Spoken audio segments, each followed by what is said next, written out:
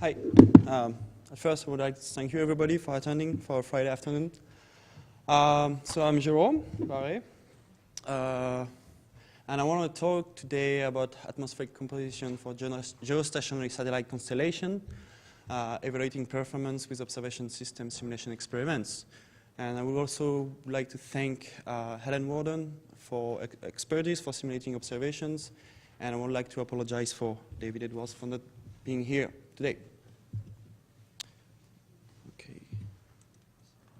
Oh, it's not the right keyboard. Okay. Right.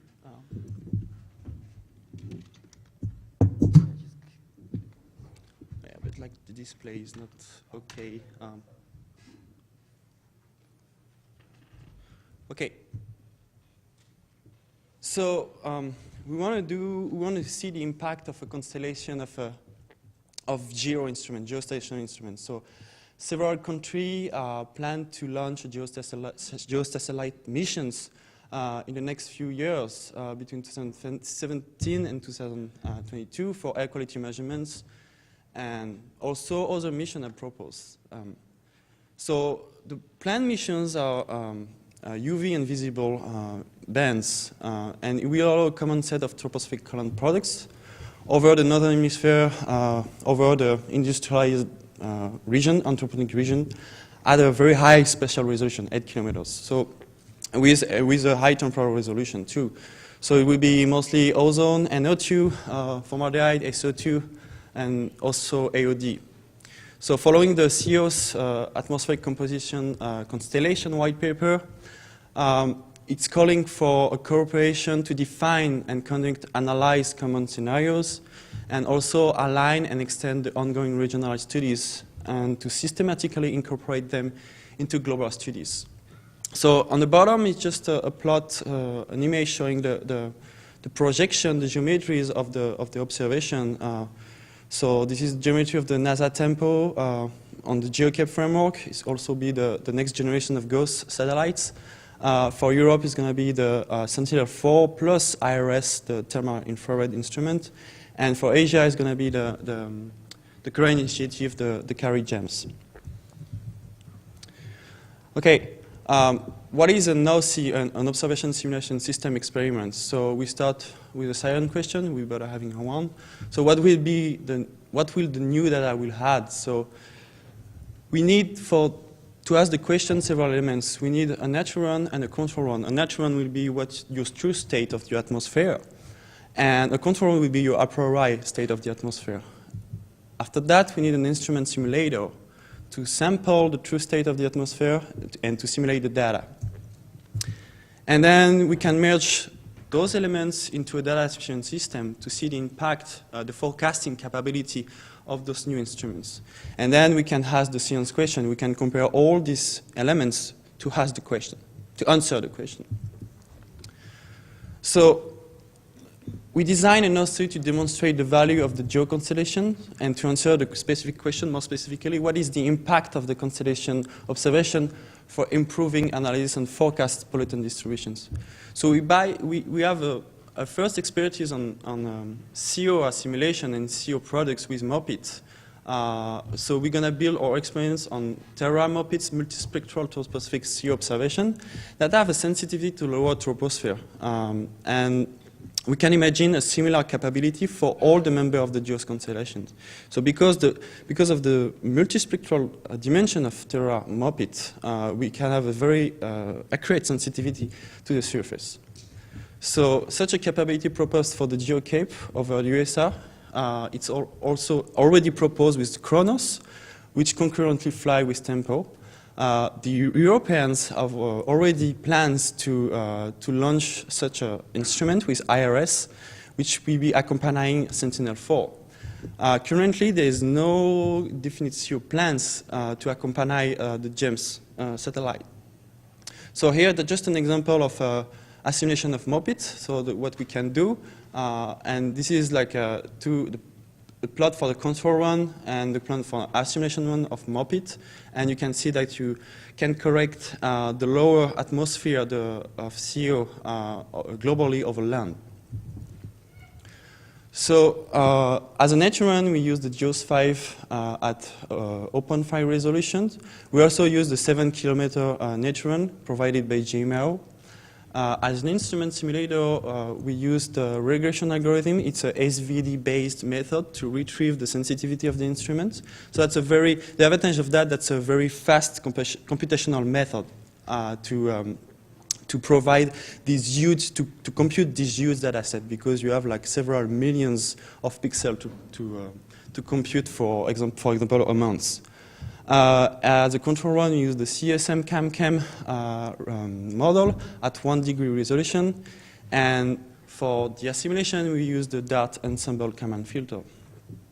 So that will assess us to observe the impact of emission over each region, and also look at the importance of long-range transport from one region to the next. So, for example, if I have pollutant or large emission over Asia, it's going to be advected over Pacific, and it might impact the US.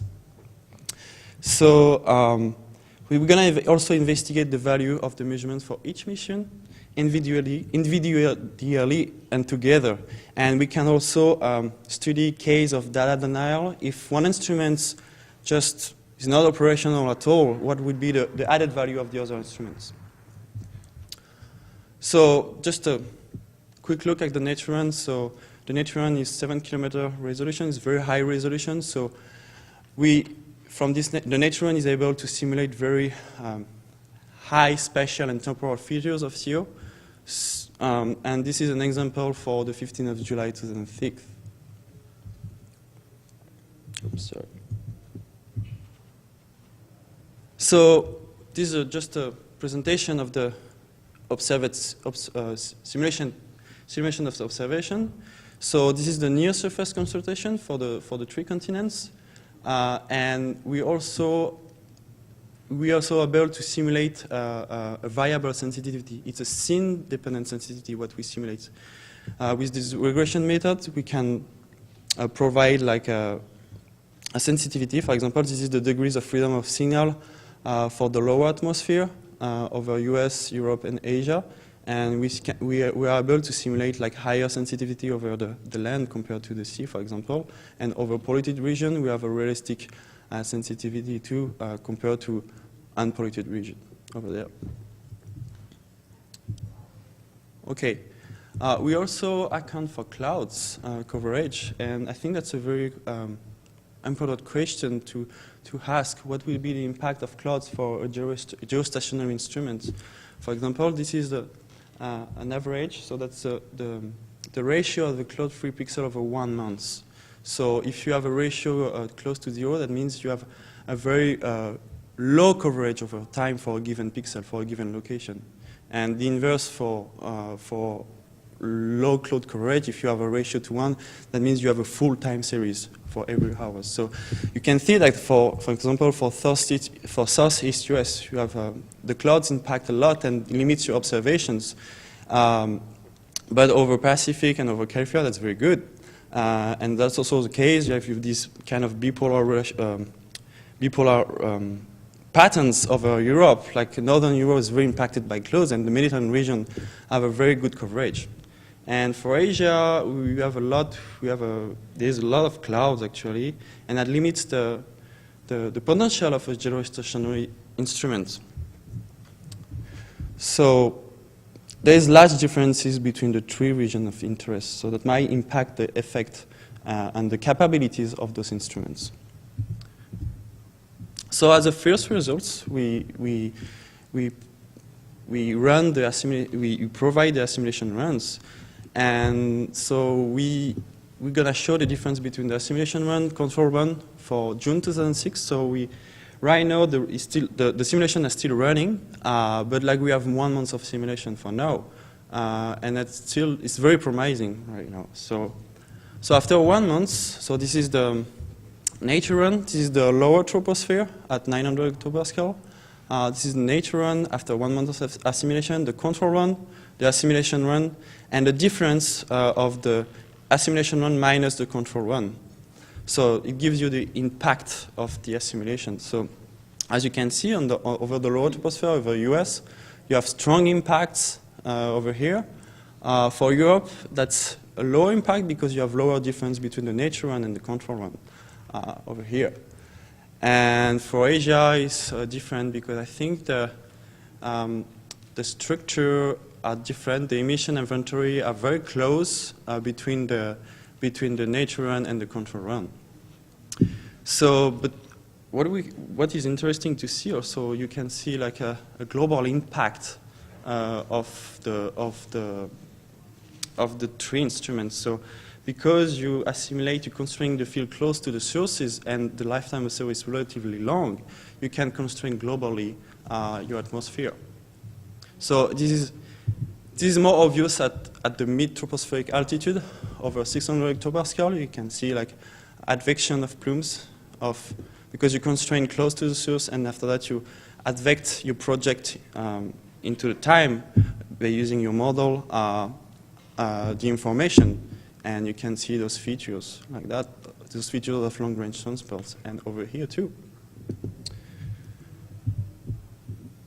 So as a conclusion, we show the first RC results. So emissions from source region are evident in the lower troposphere. So emission constrained close to the emissions. The geo observation provide information on long-range transport in the mid-troposphere. So for the next steps, we're gonna study a case of data denial or addition for the global OC underway to investigate the value of the CEOS constellation in determining pollutant analysis and forecast over any one region. And we will next expand the experiment to consider AOT, tropospheric ozone, and also chemical correlation, because we are in an ensemble framework. So an ensemble data simulation system will allow you to, for example, correlate, for example, formaldehyde and ozone, as we can see before, or CO and VOCs, for example. So I think I'm done, and I'll be happy to answer questions.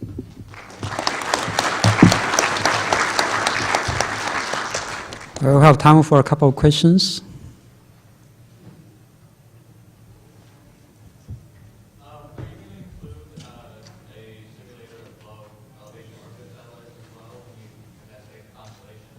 If you have a low elevation orbit satellite, you might not need a geo over a different area.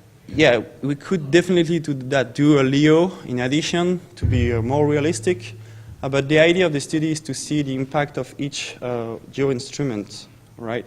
But like that's right. In a more realistic way, we can add LEO that will be already existent and will be efficient too. So yeah, that's a good point. Other questions?